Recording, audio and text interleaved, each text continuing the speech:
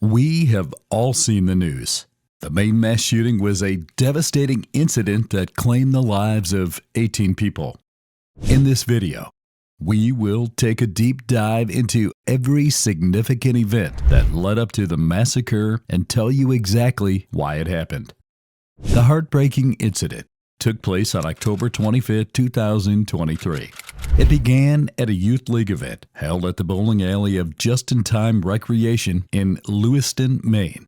The shooter, who was later identified as Robert Card, used a semi-automatic rifle that was fully equipped with an extended magazine, optical sight, and a flashlight. The police received the first emergency calls at 6:56 p.m. Arriving 4 minutes later, they found 7 people dead. Unfortunately, the shooter was moving on to Schmageggi's Bar and Grill restaurant, located 4 miles south of the bowling alley. By 7:08 p.m., he attacked again. Officers arrived at the scene 2 minutes later to find 8 people dead at this location. 7 were inside the building and 1 was outside. Among those killed at Schmageggi's, 4 were deaf individuals participating in a cornhole tournament for the deaf community. The Androscoggin County Sheriff's Office and the Maine State Police immediately alerted residents about an active shooter. They also released images of Robert Card inside the bowling alley with the high-powered assault-style rifle, as well as a picture of his vehicle. The FBI and ATF assisted the local authorities in the search for Robert Card. 3 hours after the shooting, Robert Card's abandoned vehicle was found at a boat launch in Lisbon, 8 miles southeast of Lewiston. The following day, being the 26th day of October, an arrest warrant was issued for Robert Card, as he was charged with 8 counts of murder. Police surrounded his house in Bowden while executing a search warrant.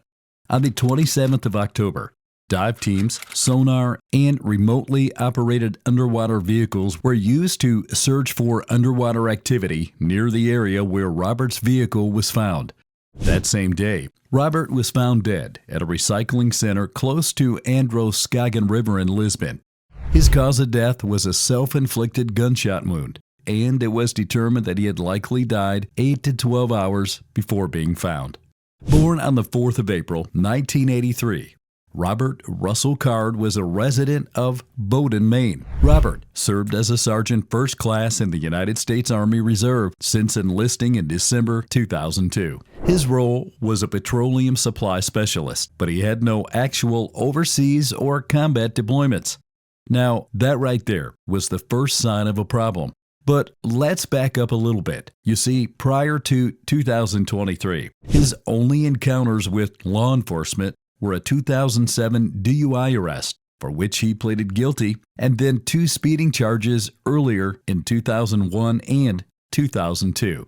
Then, in May 2023, Robert's ex-wife and son reported concerns about his deteriorating mental health to a deputy from the Saginaw County Sheriff's Department. Unfortunately, they attributed his auditory hallucinations to receiving hearing aids back in February 2023.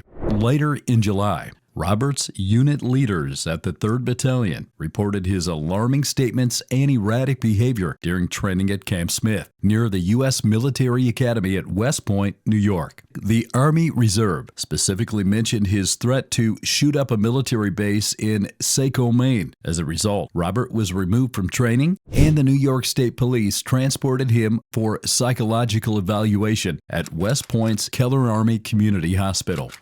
Following this, he received 2 weeks of additional treatment at the Four Winds Psychiatric Hospital in Cadena, New York. Upon returning home on August 3, 2023, Robert was deemed non-deployable by the Army and prohibited from handling firearms or ammunition. That same day, Robert attempted to purchase a silencer at a gun shop in Auburn, Maine, but was denied access due to his response to the question regarding mental health history on the ATF Form 4473.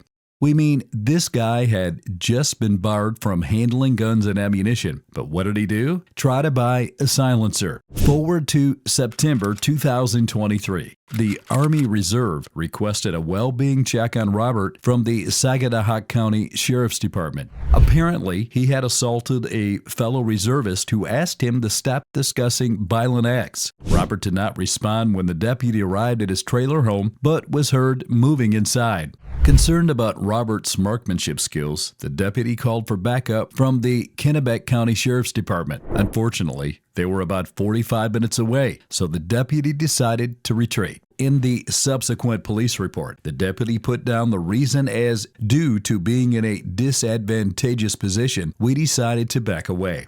In the weeks leading up to the massacre, Robert's family members stated that he believed he was being falsely portrayed as a pedophile online by various businesses and individuals.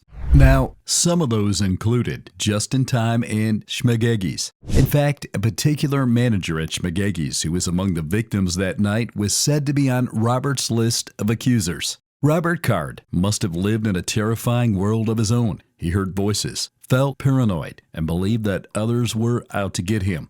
When a person lives in constant fear and anger, there are a number of things that could be wrong with said person. Now, we are not trying to provide a diagnosis for Robert Card or in any way trying to justify his actions, but it is evident that he needed help.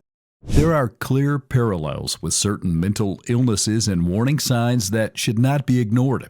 Again, this is not an attempt to elicit sympathy for Robert, but rather to emphasize the urgent need for a change in the system. Individuals experiencing a psychotic break need to receive immediate involuntary care. While these symptoms can be identified and diagnosed, the country's medical privacy laws make it nearly impossible to provide emergency assistance to those who are mentally unwell. And as Robert Card proved, this can have deadly consequences.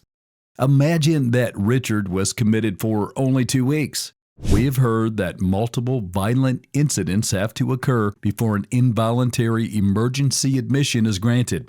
This proves that the mental health system is woefully unable to provide sufficient care for individuals in the early stages of psychosis. If someone had to take the time to diagnose and treat Richard Card, it could have potentially saved the lives of 18 people. Unless the mental health system receives better funding at both the state and federal levels, we are likely to witness more incidents where mental health issues are connected to acts of violence. Then again, the severity and cruelty of Richard's actions were heavily influenced by his possession of an assault rifle. Remember when he attempted to purchase a silencer? Because it is already regulated under the National Firearms Act, NFA, Robert was denied access to it after admitting his mental health history. You see, if he had lied on the required background check form, the ATF could have flagged him at a federal level, and it would have led to the much-needed police intervention. Unfortunately, the rifle is not subject to the same stringent regulations as the silencer, so he was able to get his hands on the murder weapon. Of course, removing the rifle from the equation would have helped, but at the core of this mass shooting was a very disturbed individual who, seemingly untreated, still had access to firearms. The problem at hand is not solely a gun issue or a mental health issue, but rather a combination of both. At the end of the day, we cannot maintain lax standards for firearm ownership, neglect the mentally ill, and simultaneously expect to live in a civilized and safe society. Some things need to change. They'll make America great again!